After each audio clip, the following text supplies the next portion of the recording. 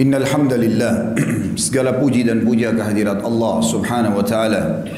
Nahmaduhu wa nasta'inuhu wa nastaghfiruh. Hanya kepadanya kita memuji, meminta pertolongan serta bertaubat dari dosa-dosa kita. Wa na'udzu billahi min syururi anfusina. Dan hanya kepada Allah pula kita meminta agar dijauhkan dari keburukan diri kita. Wa min sayyiati a'malina, dan dari segala dosa yang pernah kita lakukan. May yahdihillahu fala mudhillalah. Barang siapa yang telah Allah berikan petunjuk maka tidak akan pernah sesat selamanya. Wa may yudlilhu fala hadiyalah. Dan barang siapa yang telah Allah sesatkan maka tidak akan mendapatkan petunjuk selamanya. Asyhadu an la ilaha illallah wahdahu la syarikalah wa asyhadu anna Muhammadan abduhu wa rasuluh. Saya bersaksi bahwasanya tidak ada Tuhan yang berhak disembah kecuali Allah dan Muhammad benar-benar hamba juga utusannya. Qala Allah Ta'ala, Allah mengingatkan dalam kitabnya, kekal ditelawakan oleh orang-orang beriman. Ya ayuhalladzina amanu taqullaha haqqa tuqatihi wa la tamutunna illa wa antum muslimun. Hai sekalian orang-orang yang beriman, bertakwalah, patuh dan tunduklah hanya kepada Allah yang telah menciptakan segala sesuatunya, baik di langit, di bumi, di kedalaman lautan, terjangkau atau tidak terjangkau oleh mata kita sebagai manusia atau makhluk. Dan janganlah kalian meninggal dunia kecuali dalam keadaan Islam. Di ayat yang lain Allah juga mengingatkan, ya ayuhan nasu taqu rabbakum alladhi khalaqakum min nafsin wahidah wa khalaqa minha zawjaha wa batha minhuma rijalan katsiran wa nisaa wattaqullaha alladhi tasaaluna bihi wal arham innallaha kana 'alaikum raqiba. Hai sekalian manusia, sekali lagi bertakwalah, hanya patuh dan tunduklah kepada Tuhan kalian Allah yang telah menciptakan kalian dari jiwa yang satu yaitu Adam alaihissalam, dan telah menciptakan dari jiwa yang satu istrinya Hawa alaihissalam, dan telah banyak memberikan keturunan laki-laki juga perempuan dari keduanya. Sekali lagi bertakwalah kepada Allah, halal yang ia halalkan dan haram yang ia haramkan, dan jagalah hubungan silaturahim. Sesungguhnya Allah senantiasa mengawasi kalian.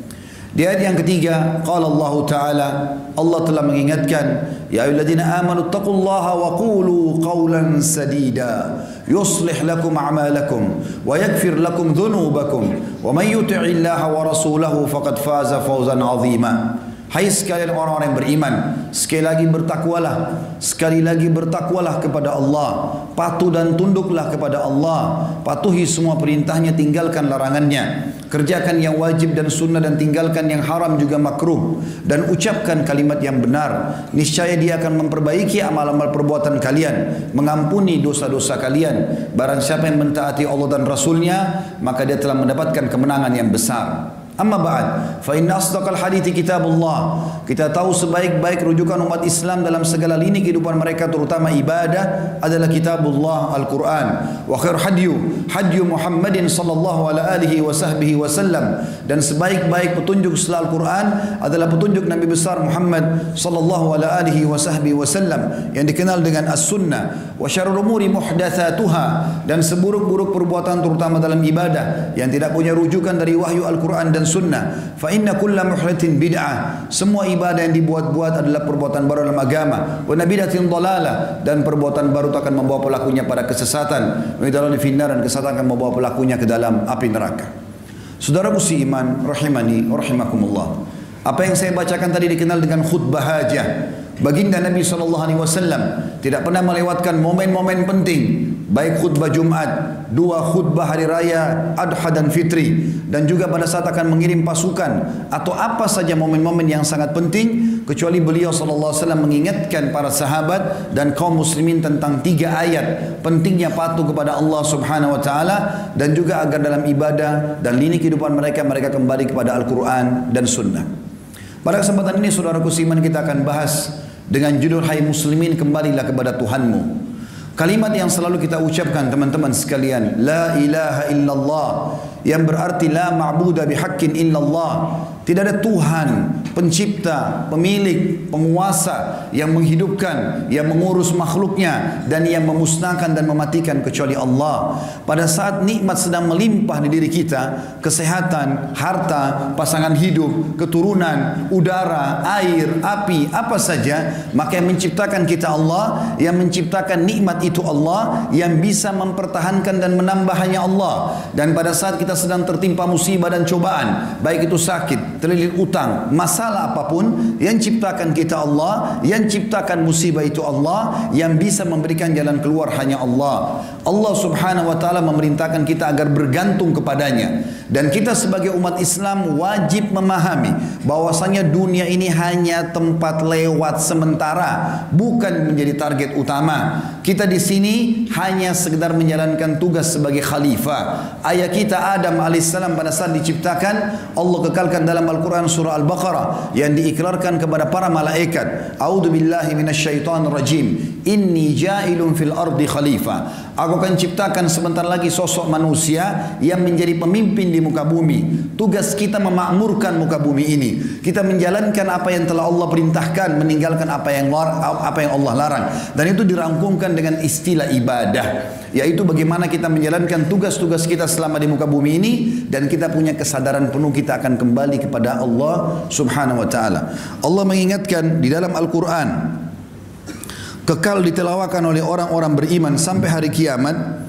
Di dalam surah Az-Zumar, surah nomor 39 ayat 54 sampai 58, yang bunyinya, A'udzubillahi minasyaitonir rajim, wa anibu ila rabbikum wa aslimu lah. Kembalilah kalian kepada Tuhan kalian dan serahkan diri kalian kepadanya. Artinya, yang dia perintahkan kerjakan, yang dia larang jauhi. Kemudian dikatakan min qabli an ya'tiya al-adzabu thumma la tunsarun. Sebelum datang siksaan Allah karena kalian melanggar dan jauh darinya, lalu tidak ada yang bisa menolong kalian.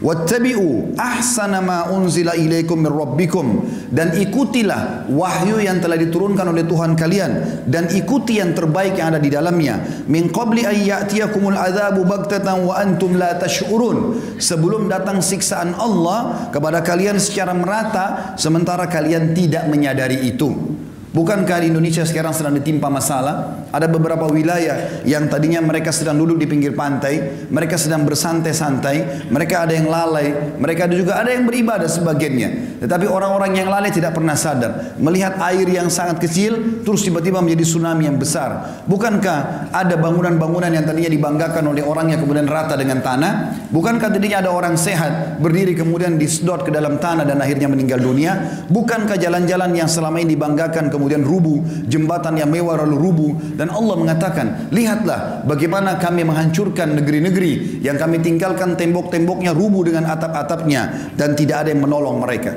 Allah mengatakan, hati-hati dengan pelanggaran-pelanggaran yang aku larang, karena kalau datang azabku maka tidak ada yang bisa menahan itu.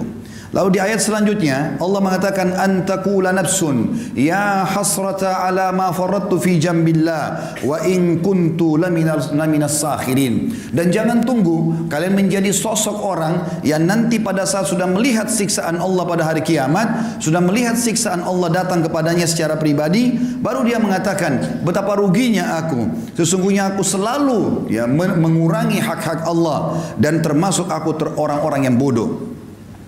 Ayat selanjutnya kata Allah, antakula law anna Allah hadani lakuntu minal muttaqin. Atau dia akan berkata nanti, coba Allah berikan kepada saya petunjuk, maka saya termasuk orang-orang yang patuh.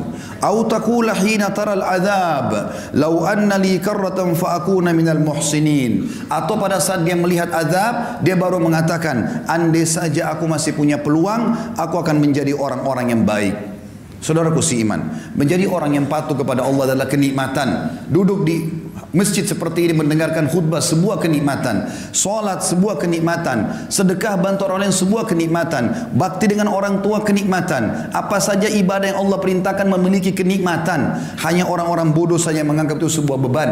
Sebaliknya, kemaksiatan itu akan diikuti dengan rasa takut, sampai Nabi SAW menggambarkan dosa dan pelanggaran seperti gunung yang berat yang ada di pundak seseorang. Anda mungkin pernah mengalami masalah-masalah melalui dosa. Setiap melakukan dosa pasti diikuti dengan penyesalan. Dan berhari-hari, bahkan ada orang berminggu-minggu dalam keadaan sumpek, suntuk. Berapa banyak proyek-proyek yang gagal gara-gara itu. Berapa banyak kata-kata kasar keluar dari lisan istrinya gara-gara dosanya. Berapa banyak orang yang diuji anaknya sakit kena dosanya. Berapa banyak masalah-masalah yang Allah datangkan sebagai peringatan agar dia kembali kepada Allah subhanahu wa ta'ala. Menjadi orang baik, dicintai oleh Allah, dijanjikan pahala yang besar, dan dibuat manusia menyukainya. Kalau orang jujur, amanah, ramah, dermawan, orang suka. Allah pun suka, dijanjikan pahala. Sabar sampai ajal datang saja, meninggal masuk ke dalam surga yang luasnya seluas langit dan bumi. Tugas kita hanya sampai ajal datang. Dan tidak ada orang yang durhaka, suka dusta, ganggu orang lain, mengambil haknya orang lain, kecuali Allah benci. Allah berikan hukuman yang berat, dan Allah buat manusia benci. Kenapa harus menjadi golongan yang kedua, dan kenapa tidak menjadi golongan yang pertama? Orang kalau menikmati ibadah, jelas-jelas kata Nabi SAW di dalam sebuah hadis yang sahih diriwayatkan oleh Al-Baihaqi. Kata Nabi SAW, thalathun munjiyat. Ada 3 hal pasti menyelamatkan seseorang dan memberikan kepadanya kebahagiaan. Kata beliau SAW, yang pertama, khasyatullahi fis sirri wal alaniyah.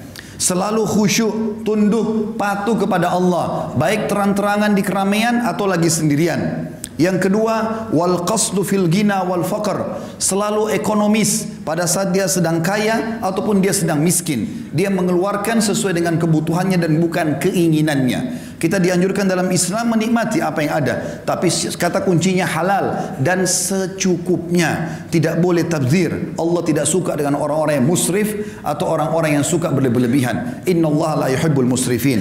Tadi yang ketiga adalah wal adl fir ridha wal ghadab. Selalu bersikap adil walaupun dalam keadaan emosi atau ridha. Kalau dia sedang menghakimi seseorang, orang itu salah walaupun kerabatnya, dia akan mengatakan yang benar, tidak akan terbawa dengan arus membela kebatilan. Tapi saksi bahasan kita adalah ternyata Nabi SAW menjadikan kegembiraan, kebahagiaan, keselamatan di dunia ini. Yang pertama adalah khusyuk kepada Allah subhanahu wa ta'ala, tunduk kepada Allah subhanahu wa ta'ala.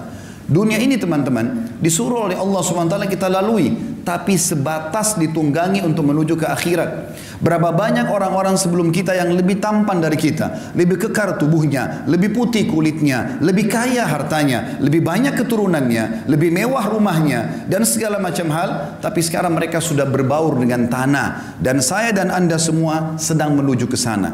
Kita ini teman-teman sedang menuju ke liang lahat kita masing-masing. Tinggal siapa yang jatuh duluan. Jangan lalai dengan kelebihan fisik dan paras wajah. Jangan lalai dengan banyak waktu yang kita buang-buang. Jangan lalai dengan menipu orang, menganggap kita bisa menipu mereka, sementara Allah tidak mengawasi. Allah maha mengawasi, Allah maha adil, dan Allah kalau menghukumi seseorang maka siksaannya sangat pedih. Banyak orang bodoh berlindung di kalimat Allah maha pengampun, tapi dia lupa Allah itu maha keras siksaannya. Sehebat apapun anda mengatur tipu daya, pasti akan kembali kepada anda sendiri. Allah katakan dalam surah Fatir ayat 43, A'udzubillahi minasyaitonir rajim, wala yahiku makrus sayyi illa bi ahli. Tidak akan pernah kembali tipu daya itu kecuali kepada pelakunya saja. Dan bagi anda yang terzalimi, tidak usah khawatir. Allah subhanahu wa ta'ala bersama dengan orang-orang yang dizalimi. Allah terima doanya dan Allah akan berikan dia sekian banyak pahala. Pernah Hasan Basri rahimahullah digibah oleh seseorang, diceritakan keburukannya. Maka beliau kebetulan baru memetik kurma yang sangat segar dari sebuah pohon. Kemudian beliau suruh mengantar kurma itu ke rumah orang yang menggibahnya, menggunjingnya. Lalu beliau titip surat yang berisi, sesungguhnya aku berterima kasih kepadamu karena engkau telah berbagi pahalamu padaku, dan aku membalasmu dengan setangkai kurma segar ini. Saudaraku seiman, dunia ini kita lalui, nikmati yang terbaik, tapi jangan sampai berlebihan. Dan Nabi SAW menjadikan tolok ukur orang itu bahagia bukan karena banyaknya hartanya, tapi perhatikan kata Nabi SAW apa di dalam hadis yang sahih diriwayatkan Imam Bukhari dalam kitab Adabul Mufrad, man asbaha minkum aminan fi sirbi.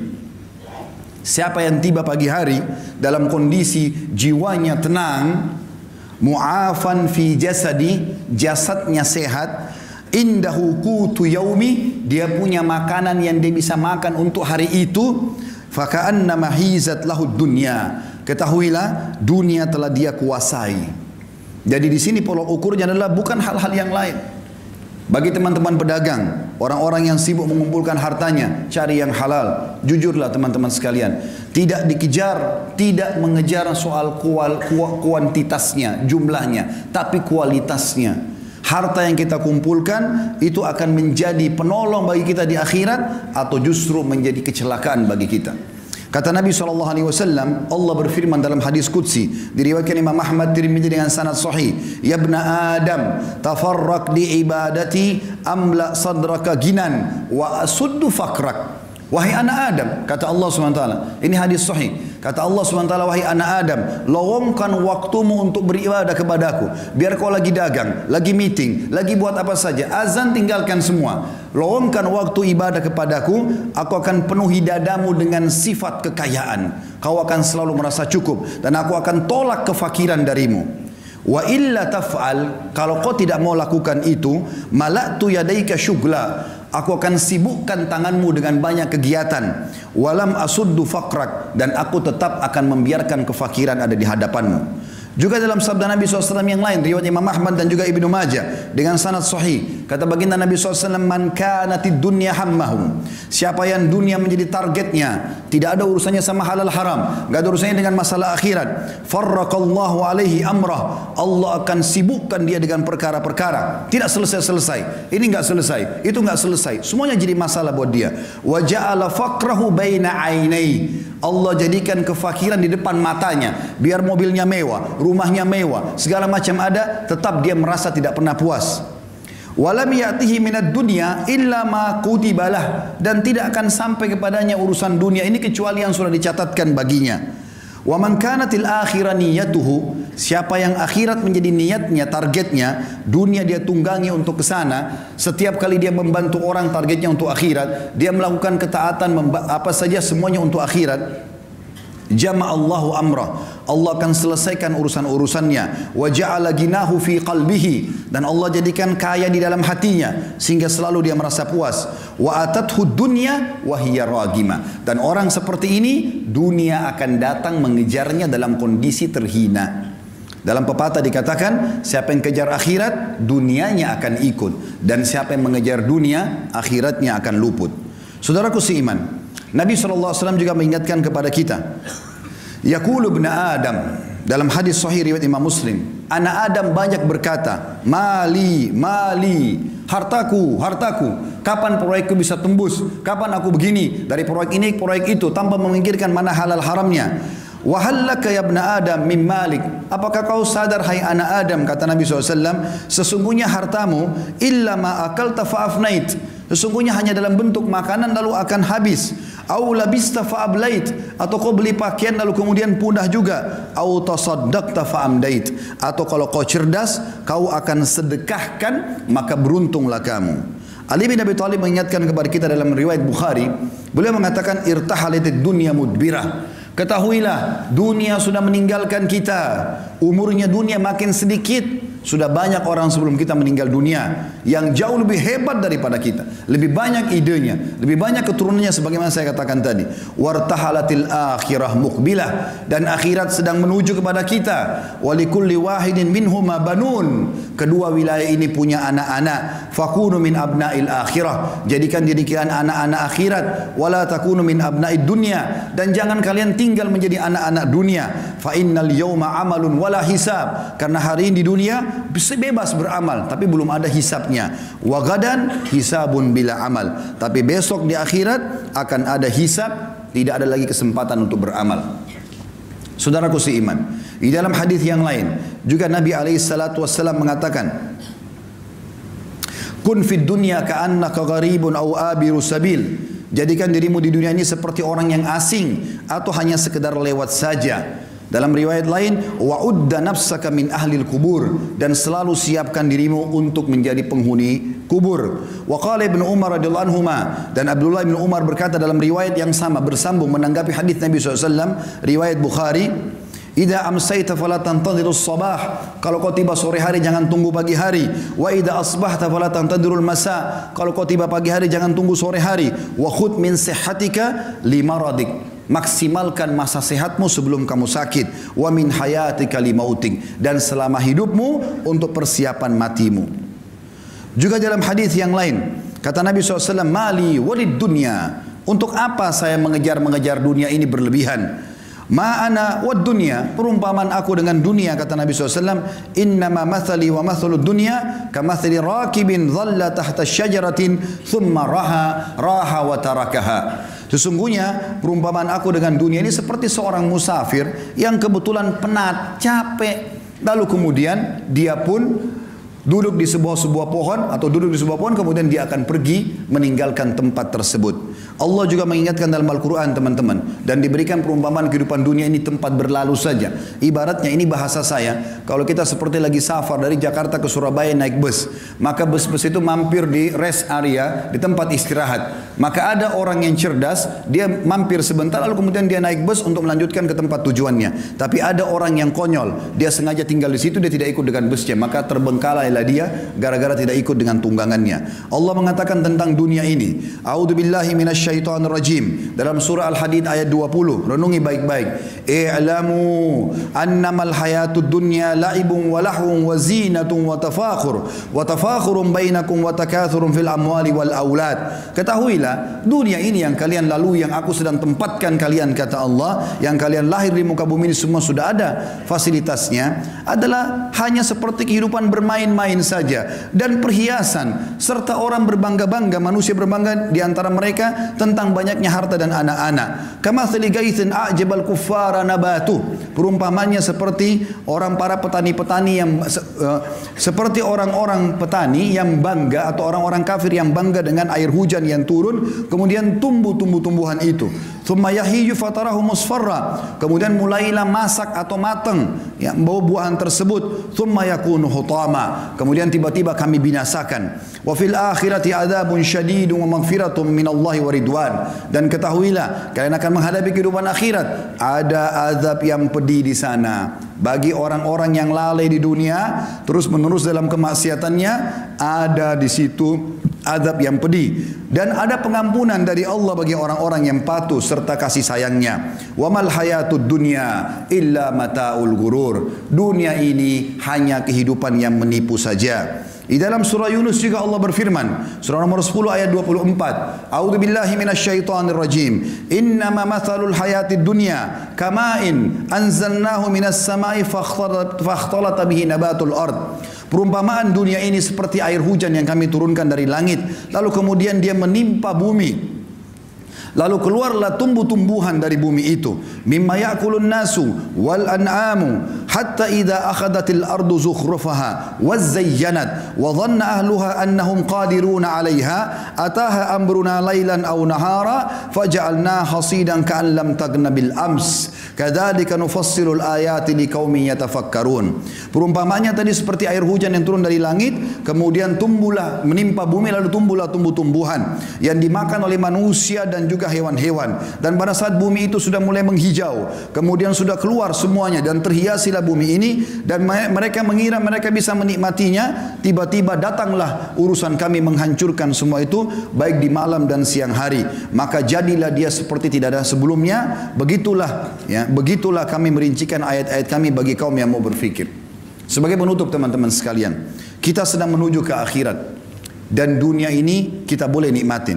Seorang muslim dibolehkan makan yang enak, karena Allah mengatakan halalan thayyiban. Halal boleh dan thayyib berkualitas. Bahkan kita dianjurkan menggabungkan antara keduanya. Kalau kita punya kemampuan, kita boleh makan yang halal dan kita boleh juga mencari yang thayyib. Bahkan kata sebagian ulama tafsir, andai saja ada makanan halal tapi tidak thayyib, seperti ayam halal, tapi dia sudah tidak thayyib karena rusak atau bangkai, tidak boleh dimakan. Seorang muslim disuruh cari kalau buah murni semua, tidak ada sedikit pun warnanya yang berubah. Itu namanya halal.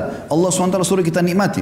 Kita boleh menikmati punya kendaraan, punya pakaian, segala macam. Nabi SAW punya 11 rumah karena beliau berpoligami. Setiap rumah punya pembantu di istri-istrinya. Setiap rumah ada untanya. Nabi SAW menikmati itu. Tapi selalu sebatas ini hanya akan dilalui, bukan sebuah target utama. Syekh Utsaimin rahimahullah mengatakan perumpamaan orang dengan dunia ini seperti dia masuk ke WC. Dia selesaikan hajatnya, kemudian dia akan keluar, tidak akan tinggal lama di sana. Teman-teman sekalian, Allah sedang menjanjikan kita sesuatu yang besar di akhirat sana. Allah ciptakan kita manusia untuk menjadi anak-anak akhirat, bukan dunia. Jangan mampir, jangan tinggal di sini. Kita akan kembali ke sana. Semuanya kita akan kembali.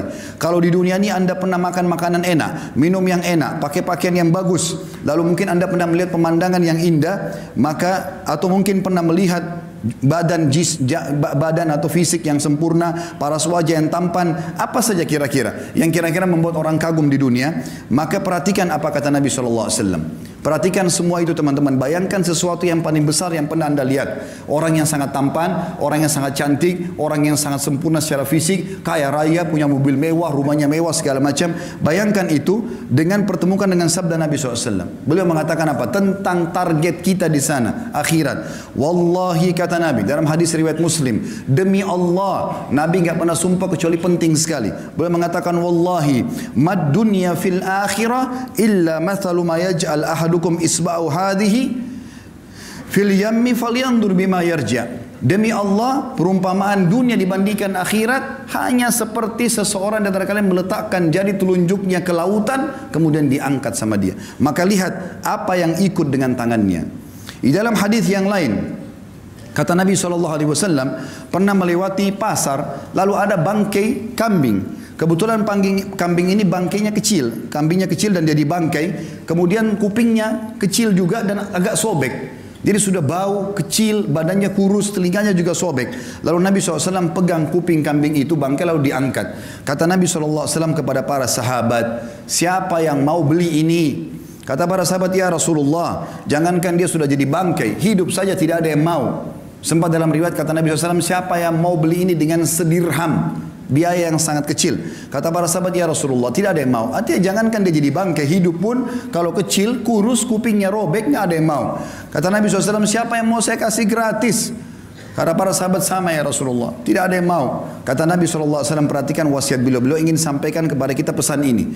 Fawallahi, beliau bersumpah lagi atas nama Allah, lad dunya ahwanu alallahi min hadza alaikum. Hadis sahih riwayat Tirmidzi. Ketahuilah dunia ini di sisi Allah atau apa yang Allah janjikan buat kalian di akhirat nanti ya lebih hina daripada bangkai ini. Di dalam hadis yang lain yang mulia juga kata Nabi SAW kepada seorang sahabat bernama Dahhak ibn Sufyan radhiyallahu anhu. Beliau mengatakan Rasulullah SAW pernah berkata kepadaku, ya Dahhak, wahai Dahhak, ma ta'amuk, apa makananmu? Faqala ya Rasulullah al-laham wal laban. Aku selalu makan daging dan minum susu ya Rasulullah. Lalu kata Nabi SAW bertanya lagi, qala thumma yasiru ila madha. Kemudian jadi apa itu makanan daging dan susumu?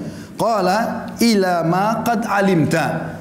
Tentu akan menjadi apa yang sudah anda tahu ya Rasulullah. Karena beliau santun dengan Nabi SAW, beliau tidak mau mengatakan jadi kotoran ya Rasulullah. Beliau mengatakan sudah menjadi apa yang anda tahu ya Rasulullah. Jelas susu menjadi air kencing, maaf, dan juga makanan akan jadi tinja, kotoran. Tapi sahabat ini santun dengan Nabi SAW, mengatakan ya Rasulullah, terjadi seperti apa yang anda tahu. Maka qala, beliau pun bersabda SAW, fa inna Allah Ta'ala dharaba ma yakhruju min ibni Adam mathalan di dunia. Hadis ini sahih riwayat Imam Ahmad. Ketahuilah bahwasanya Allah Subhanahu wa ta'ala menjadikan perumpamaan dunia ini bagi anak Adam seperti kotoran yang keluar dari tubuhnya dari makanan tersebut. Oleh karena itu teman-teman sekalian, mulai detik ini, hari ini, di masjid ini, bertaubatlah bagi orang yang berbuat dosa. Umur kita terbatas, jangan sia-siakan. Cukup yang lalu-lalu. Berapa kali anda dengarkan khutbah Jumat, ceramah, jangan, tidak boleh, haram, kerjakan ini, tapi masuk telinga kanan, keluar telinga kiri. Sampai kapan? Apakah anda tunggu malaikat maut mencabut ruh anda baru anda mau sadar? Apakah nanti pada saat sudah masuk kuburan digiring baru kemudian kita taubat? Ini keliru semuanya. Peringatan yang datang, orang yang cerdas begitu sampai ke kupingnya, sampai ke hatinya, lalu dia bertaubat kembali kepada Allah Subhanahu wa taala.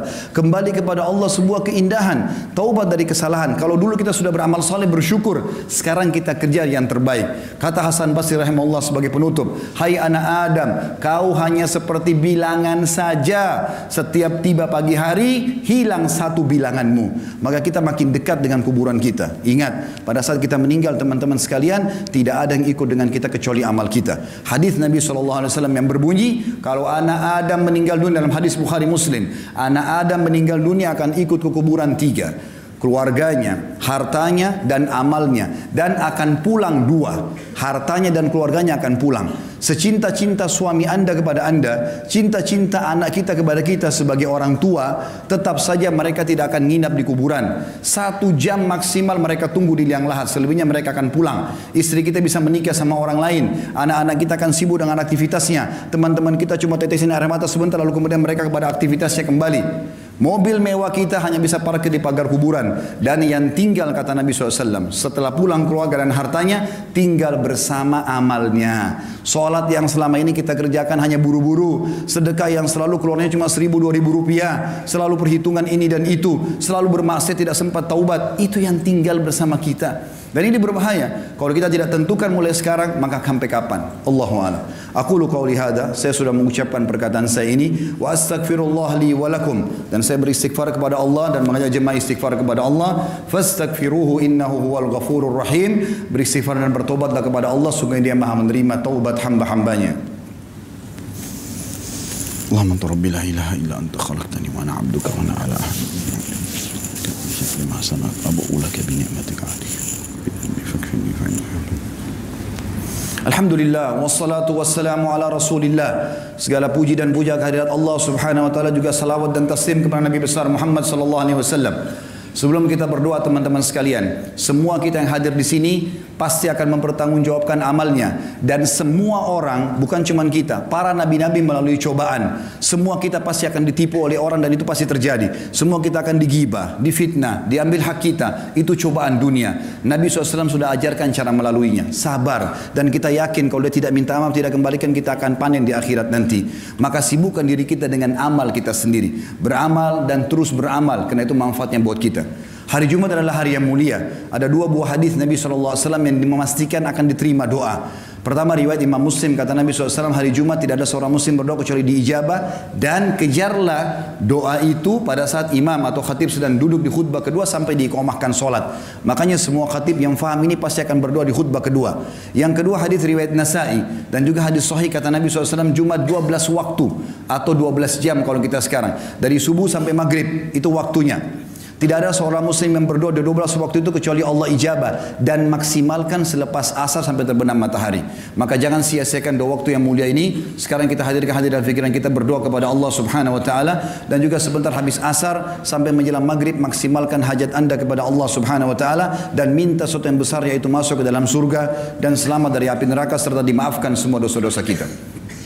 Alhamdulillahirabbil alamin. Kami memuji-Mu ya Allah sebagaimana layak Kau dipuji sebagai pencipta. Kami yakin Engkau sedang melihat kami kerana Engkau maha melihat, mendengar kami kerana Engkau maha mendengar, dan mengetahui semua yang difikirkan oleh akal kami, diucapkan oleh lisan kami, ditatap oleh mata kami, didengar oleh kuping kami, diniatkan oleh hati kami, disentuh oleh tangan kami, dilangkahi oleh kaki kami, dan juga disentuh oleh kemaluan kami. Ya Allah, kami memuji-Mu sampai Engkau ridho kepada kami, dan kami mengucapkan salam hormat kami, salawat dan taslim kepada utusan-Mu, pimpinan kami Nabi besar Muhammad sallallahu alaihi wasallam. Ya Allah, kami tidak berkumpul di masjid-Mu ini kecuali ingin patuh kepadamu, mengejar ridha-Mu, mengerjakan perintah yang Kau telah perintahkan. Terimalah ini sebagai amal yang sempurna, dan kami mohon kepadamu ya Allah dengan kemahamurahan-Mu, terimalah seluruh amal yang pernah kami kerjakan, sunnah ataupun wajib, kami khusyuk ataupun kurang khusyuk, juga yang sedang kami kerjakan dan akan kami kerjakan sampai menjelang ajal datang nanti, juga kedua orang tua kami dan seluruh kerabat-kerabat kami dan orang-orang yang kami cintai. Ya Allah, gantilah dengan kemahamurahan-Mu seluruh dosa yang pernah kami kerjakan, besar ataupun kecil, sengaja tidak sengaja, samar ataupun nyata. Ya Allah, gantilah semua menjadi pahala sebagaimana Kau kekalkan dalam Quran-Mu, ulaika alladziina yubaddilullahu sayyi'atihim hasanat. Kami tidak hanya memohon diampuni ya Allah, tapi kami minta kepadamu agar Engkau mengampuni dan menggantikan menjadi pahala. Ya Allah, ampunilah kedua orang tua kami, seluruh kerabat kami, seluruh muslimin dan muslimat, mukminin dan mukminat yang hidup dan juga yang sudah meninggal.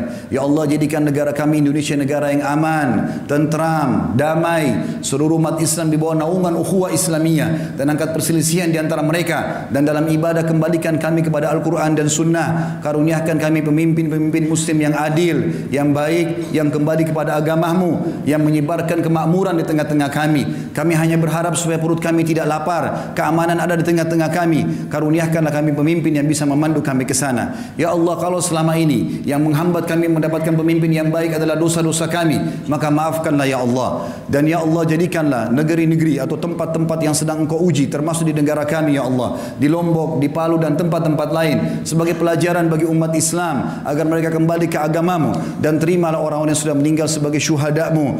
Ampunilah dosa-dosa mereka, gantikanlah rumah-rumah mereka, sembuhkan orang yang sakit di antara mereka, bantulah yang sudah jadi yatim di antara anak-anak muslimin. Mudahkan kami bisa membantu mereka, baik dengan doa kami, dengan harta kami dan juga dengan jiwa kami. Dan ya Allah, begitu juga saudara kami di Palestina, di Syria, di Yaman, di Irak, di Myanmar, dimanapun mereka sedang tertindas. Ya Allah, ikhlaskan niat mereka, terima para syuhada mereka, muliakan Islam di tangan mereka dan tangan kami semua, dan ikut sertakan kami bersama mereka di pahala, baik dengan doa, dengan harta juga dengan jiwa kami. Rabbana atina fid dunya hasanah wa fil akhirati hasanah wa qina adzabannar wa adkhilnal jannata ma'al abrar ya aziz ya ghafar rabbil alamin. Sallallahu nabiyana Muhammadin walhamdulillahi rabbil alamin.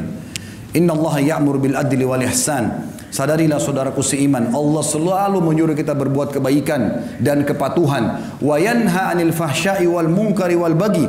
Allah selalu larang perbuatan mungkar, maksiat dan kekejian. Ya'idukum la'allakum tadhakkarun. Itu peringatan dari Allah, jadikan sebagai prinsip hidup kalian. Fadhkurullahal adzim yadhkurkum. Ingat dan tunduklah kepada Allah, Allah akan ingat kepada kalian. Washkuruhu ala ni'ami yazidkum. Syukuri nikmat yang dia pasti akan tambah. Wala dzikrullahi akbar. Mengingat dan patuh pada Allah ada amal yang paling besar. Wa aqimis shalah, dan dirikanlah salat.